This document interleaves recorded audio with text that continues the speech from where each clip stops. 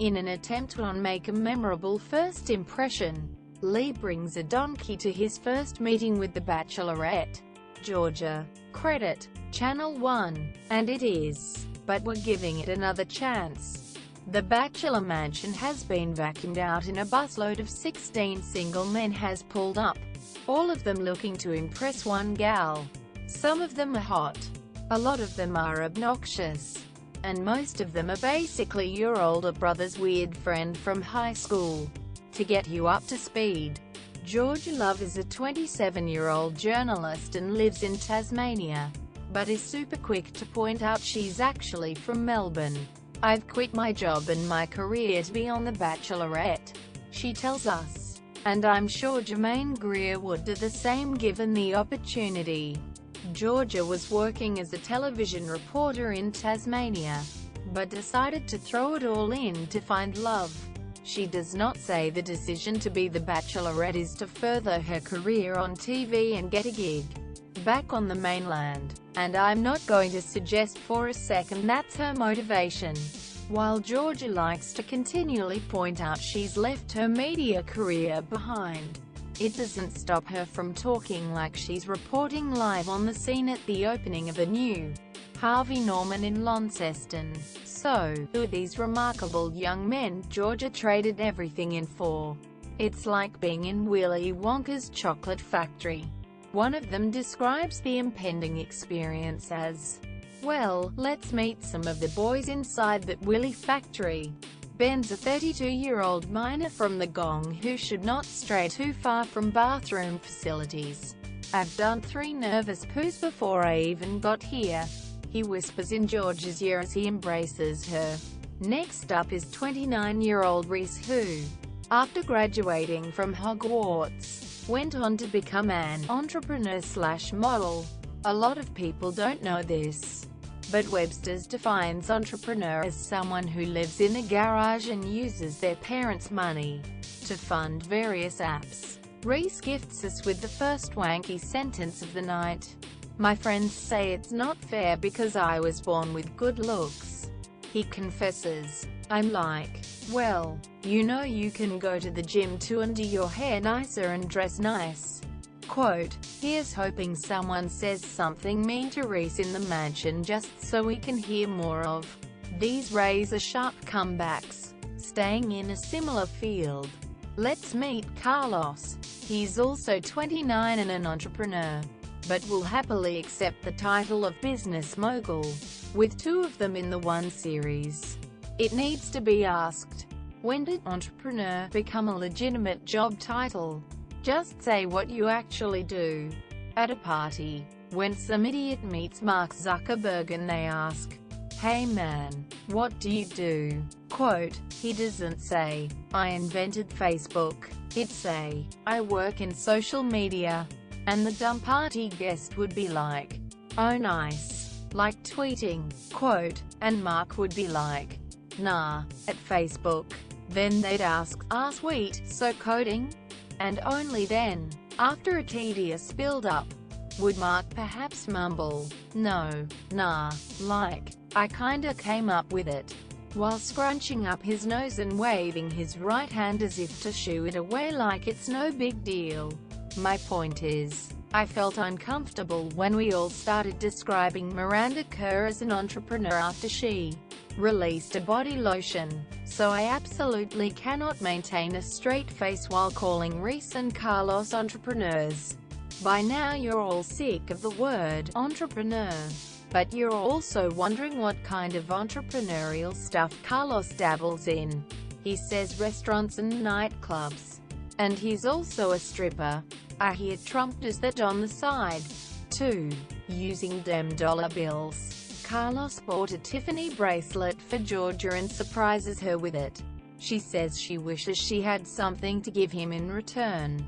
"If it starts with an R and ends with an E, I won't mind," he replies, clearly asking for a rake. But Carlos isn't the only guy who decides to pull out the big guns with a bracelet. Courtney does as well, only his was made of macaroni and I'm legitimately impressed. Hand to heart, I would marry any guy who threaded carbs onto a string and draped it on my body. When you're one of 16 guys trying to impress a girl, you want to stand out from the crowd. Sometimes wearing a fun bow tie isn't going to cut it and you have to go next level with livestock. 35-year-old Willie decides to bring a donkey wearing a sombrero. He doesn't own the donkey. I don't know who does. At least last year when that guy with the Jared Leto hair showed up with an owl, it's because it was his best friend. I'm also not sure what's going to happen with the donkey now. Will it just hang out in the backyard of the mansion under that gazebo? Or will it also not receive a rose at the end of the night and have to do a post-eviction monologue in the back of the limo as it drives away? So far, it seems the donkey's only purpose is so Lee can crack a pun about his ass. Rivaling Carlos for the biggest D-bag of the group is Sam. Sam's a 32-year-old Sydney electrician who's great at pretending he doesn't know he's being filmed while showering. He says really charming things like, "I've never had to put too much effort into chasing girls. Usually they come to me, and you have to be a special girl to keep my attention longer than a week. So ladies, if you love both assholes in a challenge, Sam is your guy." When Sam isn't being obnoxious, he enjoys asking basic questions. He hits Georgia with a rapid-fire round. Cats or dogs? Pineapple on a pizza? Soccer or football? The correct answer to all of these is who cares. Mingling inside the mansion, all the boys try to be overly masculine by calling each other lad and growling things like, "Ah, he's a good-looking rooster." It's so uncomfortable when straight. Privileged. Inner city boys try to act a bit rougher than required. It's like when you see a lawyer driving a Hilux. WTF do you need a tray back for? The boys get told about some new rules that are in place. While The Bachelor has the white rose, they have their own version called the first impression rose. It's just an orange rose and I don't know why it can't just be called the orange rose. Anyway, the guy Georgia gives it to will receive immunity in the rose ceremony. They'll also receive the golden date card, which gives them control over the dates for an entire week. When Georgia finally enters, she's hit with the overwhelming stench of links and actually collapses. When she returns to consciousness, all the boys compete for one-on-one time with her and form a lineup like they're waiting to buy 3 for $30 DVDs at JB Hi-Fi on a Saturday. Then Reese kicks things up a notch by challenging the boys to a yoga off. To be honest, given his background in wizardry, it probably isn't a fair fight, and I'm pretty sure I hear him whisper "Wingardium Leviosa" under his breath. Even if you are a self-made magnate, it's all about being semi-humble and gradually leading up to the revelation that you're a total boss. While the other boys get hot and heavy doing downward dog on each other, Courtney jumps the queue and scores some one-on-one time with Georgia.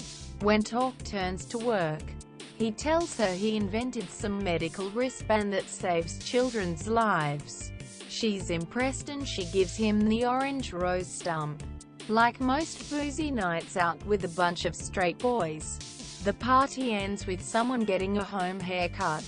When Clancy first met Georgia, he got her attention by handing her a beard trimmer and telling her to shave off his face pubes if she wasn't into them. She takes him up on the offer in the backyard, distributing the rose stumps at the end of the night.